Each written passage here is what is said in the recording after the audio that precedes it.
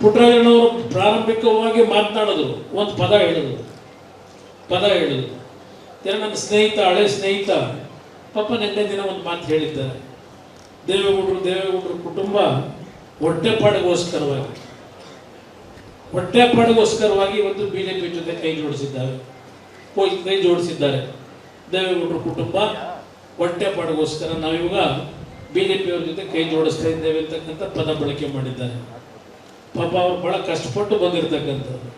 ಯಾರ ಮುಂದೆ ಅವರು ಹಿಂದೆ 20-30 ವರ್ಷಗಳ ಹಿಂದೆ ಹೊಟ್ಟೆಪಾಡಿ ಕೈ ಇಟ್ಕೊಂಡು ಹೋಗಿರಲಿಲ್ಲ. ಹುಟ್ಟದಾಗಲೇ ಅವ್ರು ಬಹುಶಃ ಇಲ್ಲೆಲ್ಲೋ ಬಹಳ ದೊಡ್ಡ ಮಹಾರಾಜರು ವಂಶದವ್ರು ಬಂದವರು ಅಂತ ಕಾಣಿಸ್ತದೆ.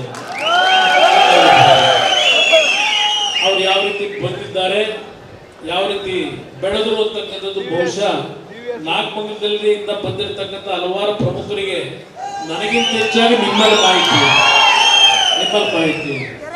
ಒಂದು ಈ ಸಂದರ್ಭದಲ್ಲಿ ನಾನು ಹೇಳಲಿಕ್ಕೆ ಬಯಸ್ತೇನೆ. 1999ರ ವಿಧಾನಸಭೆ ಚುನಾವಣೆ ಅವತ್ತು ಜನತಾದಳದಿಂದ ಅವರು ಅಭ್ಯರ್ಥಿ ಆದರು. ನಮ್ಮಲ್ಲಿ 10 ಜನ ಶಾಸಕರು ಆಯ್ಕೆ ಆಗಿದ್ರು ಆ ಸಂದರ್ಭದಲ್ಲಿ. 1999 ನಾನು ಸೋತಿದ್ದೆ, ದೇವೇಗೌಡರು ಸೋತಿದ್ರು, ರೇವಣ್ಣ ಅವರು ಸೋತಿದ್ರು, ಸಿದ್ದರಾಮಯ್ಯನವರು ನಮ್ಮ ಪಕ್ಷದಲ್ಲಿ ಇದ್ರು, ಅವರು ಚುನಾವಣೆಯಲ್ಲಿ ಸೋತಿದ್ರು. ನಾನು ಬಹುಶಃ ಈಗಲೂ ನಾನು ನೆನಪಿದೆ, ಒಂದು ಬಾರಿ 2 ವರ್ಷ ಆಗಿತ್ತು ಚುನಾವಣೆಗೆ. ಎಸ್ ಎಂ ಕೃಷ್ಣ ಅವರು ಮುಖ್ಯಮಂತ್ರಿಗಳು, ಇವರು ನಮ್ಮ ಜೊತೆಗಿದ್ದರು. ಬೆಳ್ಳೂರು ಕ್ರಾಸ್ನಲ್ಲಿ ಒಂದು ಕನ್ನಡ ರಾಜ್ಯೋತ್ಸವ ಕಾರ್ಯಕ್ರಮಕ್ಕೆ ಅವರ ಜೊತೆ ಭಾಗವಹಿಸಿದ್ದೆ ನಾನು. ಅಲ್ಲಿ ನಾನು ಒಂದು ಮಾತು ಹೇಳಿದೆ ನಾಗಮಂಗಲದ ತಂದೆ ತಾಯಿಗಳಿಗೆ ಸಭೆಯಲ್ಲಿ, ಬೆಳ್ಳೂರು ಕ್ರಾಸ್ನಲ್ಲಿ, ದಯವಿಟ್ಟು ಚಲುವರಾಯ ಸ್ವಾಮಿ ಮೇಲೆ ಯಾರು ಆಕ್ರೋಶಕ್ಕೊಳಗಾಗಬೇಡಿ. ಅಭಿವೃದ್ಧಿ ಆಗಿಲ್ಲ ಅಂತಕ್ಕಂಥದ್ದು ಇವತ್ತೇನಾದರೂ ಇಲ್ಲಿ ನಿಮ್ಮ ಮನಸ್ಸಿನಲ್ಲಿದ್ದರೆ ಅದಕ್ಕೆ ಕಾರಣ ಅವರು ವಿರೋಧ ಪಕ್ಷದಲ್ಲಿದ್ದಾರೆ. ಇವತ್ತು ಆಡಳಿತ ಪಕ್ಷದಲ್ಲಿ ಕೆಲಸಗಳು ಮಾಡತಕ್ಕಂಥದ್ದು ಕಷ್ಟ ಇದೆ.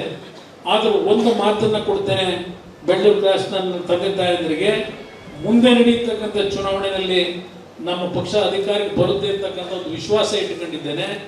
ಅವತ್ತು ನಾಗಮಂಗಲದ ಜನತೆಯ ಋಣ ತೀರಿಸಲಿಕ್ಕೆ ಚಲುವರಾಯ ಸ್ವಾಮಿಯವರನ್ನ ಮಂತ್ರಿ ಮಾಡಲಿಕ್ಕೆ ಪ್ರಯತ್ನ ಪಡ್ತೀನಿ.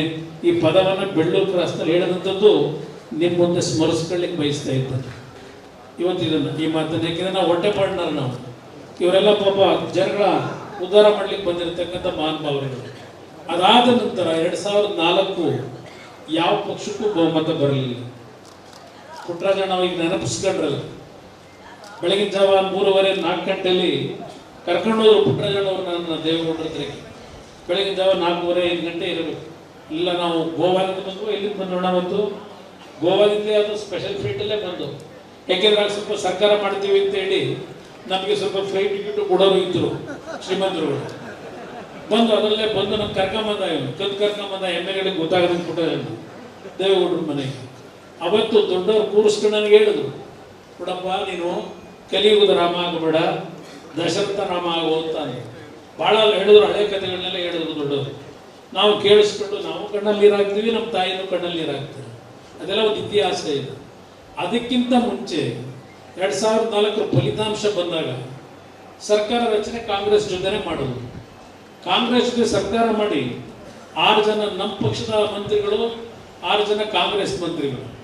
ನನಗೆ ಕನಿಷ್ಠ 6 ತಿಂಗಳು ಪಾಪ ಇವತ್ತೇನು ನಾವು ಹೊಟ್ಟೆಪಾಡಿನವರು ಅಂತ ಹೇಳಿದ್ದಾರೆ, ಮಂತ್ರಿ ಮಾಡಲಿಲ್ಲ ಅಂತ 6 ತಿಂಗಳು ನನ್ನ ಬೆಳಗಿನ ಜಾವ 2 ಗಂಟೆ 3 ಗಂಟೆಗೆ ಮನೆಗೆ ಹೋಗಿಬಿಡ್ಲಿಲ್ಲ. ಪ್ರತಿನಿತ್ಯ ಇವ್ರು ಗೋಳು ಕೇಳೋದೇ ಆಯ್ತು. ನಾನು ಅನುಕ್ಷಣದ ಸುದ್ದಿಗಳಿಗಾಗಿ ವಿಸ್ತಾರ ನ್ಯೂಸ್ ಯೂಟ್ಯೂಬ್ ಚಾನೆಲ್ ಸಬ್ಸ್ಕ್ರೈಬ್ ಮಾಡಿ.